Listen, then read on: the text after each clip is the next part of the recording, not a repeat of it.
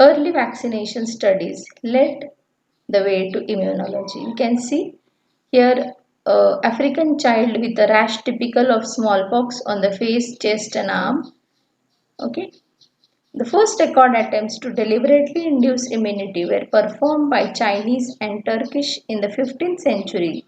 They were attempting to prevent smallpox, a disease that is fatal in about 30% of cases and that leaves survivors disfigured for life. Here you can see how the small boy is being uh, showing the symptoms of smallpox. Okay. Reports suggest that the dried crust derived from the smallpox pustules were either inhaled or inserted into small cuts of the skin, a technique called variolation, in order to prevent this dreaded disease. So, what they did? So, the Chinese and the Turkish they removed the dried cells of these pustules. Okay, smallpox pustules. Okay, you can see the dots over here. These are the pustules, and when they dry the skin over them was removed and it was inserted into small cuts of the other uninfected person. Okay, in order to prevent them from this deadly disease. In 1718, Lady Mary Wortley Montagu, the wife of British ambassador, observed the positive effect of violation on the native Turkish population and had this technique performed over her own children. So we can see that she performed this technique over her own children and she put forth the findings. The story of smallpox. The English physician Edward Jenner later made a giant advances in the development of immunity, again targeting smallpox. In 1798, the fact that milkmaids who had contracted the mild disease cowpox were subsequently immune to the much more severe smallpox. Jenner reasoned that introduction fluid from a cowpox pustule into people, that is inoculating them, might protect them from smallpox. To test these ideas, he inoculated a 8-year-old boy with a fluid from a cowpox pustule and later intentionally infected the child with smallpox. So here we can see how the story of smallpox is, and Edward Jenner how he removed the fluid from a pustule. What is a pustule? So you may be thinking what it is. So it is a outgrowth due to this infection, and inside this outgrowth there is a watery fluid. So this fluid was used by Jenner. Okay, and it produces, this was called as inoculation, and due to this inoculation he found that those who were inoculated had formed resistance against the smallpox. As predicted, the child did not develop smallpox, although this represented a major breakthrough. As one might imagine, these sorts of human studies could not be conducted under current standards of medical ethics. Jenner's technique of inoculation with cowpox to protect against smallpox spread quickly through the Europe, and this led to the vaccination of smallpox. The story continues. As of often happens in science, in curiosity and observation led to the next major advances in immunology. The induction of immunity to cholera.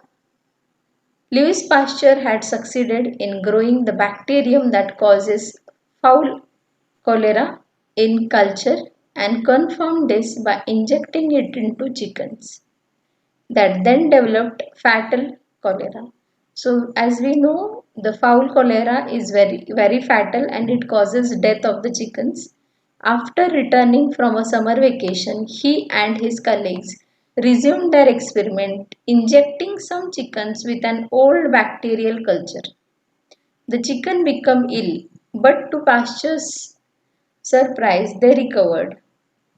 Interested Pasteur then grew a fresh culture of the bacterium with the intention of injecting this lethal brew into some fresh, unexposed chickens. But as the story is told, this supply of fresh chicken was limited and therefore he used a mixture of previously injected chickens and unexposed birds.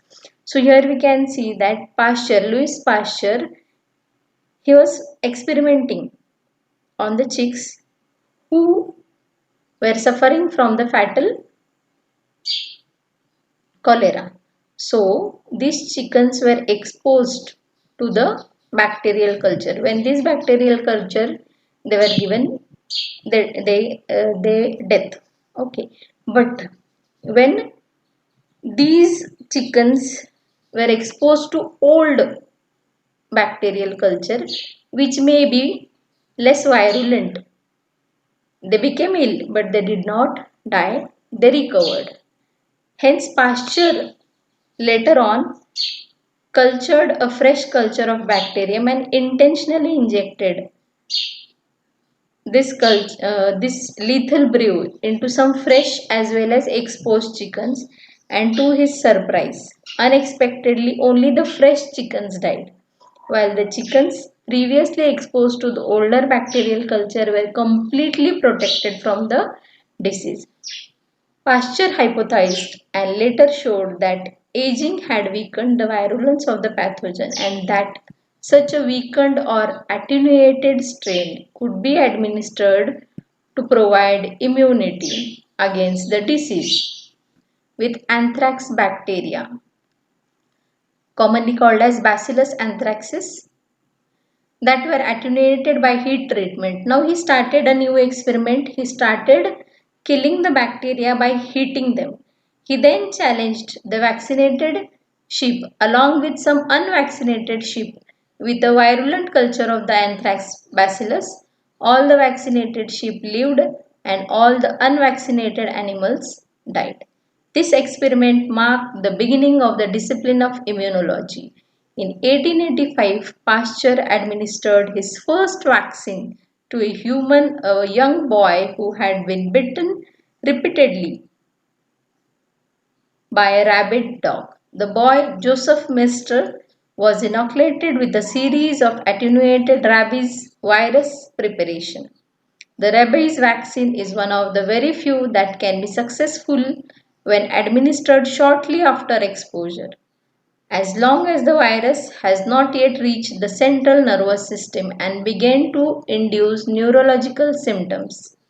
So it was very necessary that the vaccine should be given to the boy as soon as possible. Joseph lived and later became a caretaker at the Pasteur's Institute, which was opened in 1887. Immunology important. From Edward Jenner's pioneer work in the 18th century that would ultimately lead to vaccination in its modern form, an innovation that has likely saved more lives than any other medical advances, to the many scientific breakthroughs in the 19th and the 20th century that would lead to, amongst other things, safe organ transplant, the identification of blood groups, and now ubiquitous use of monoclonal antibodies throughout science and healthcare. Immunology has changed the face of the modern medicine. Advancing our understanding of basic immunology is essential for clinical and commercial applications and has facilitated the discovery of new diagnostics and treatments to manage a wide array of diseases. In addition to the above, coupled with advancing technology, immunological research has provided critically important research techniques and tools such as flow cytometry and antibody technology. The scope of immunology. Of the four major causes of death, injury, infection, degenerative diseases, and cancer, only the first two regularly kill their victims, by before childbearing age, which means they are a potential source of lots of genes. Therefore, any mechanism that reduces their effects has tremendous survival value.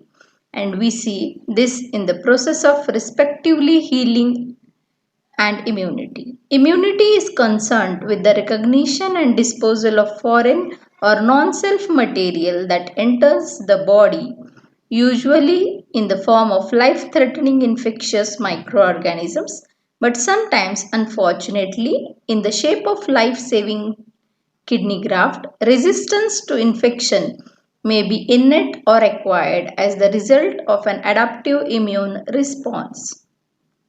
So we have seen that there is a kidney graft which can be rejected. These are the references, the reference books by of immunology by Cube, a textbook of immunology, and this is the European Journal of Immunology which has been used as a reference. Any questions? And thanks a lot for your patience listening.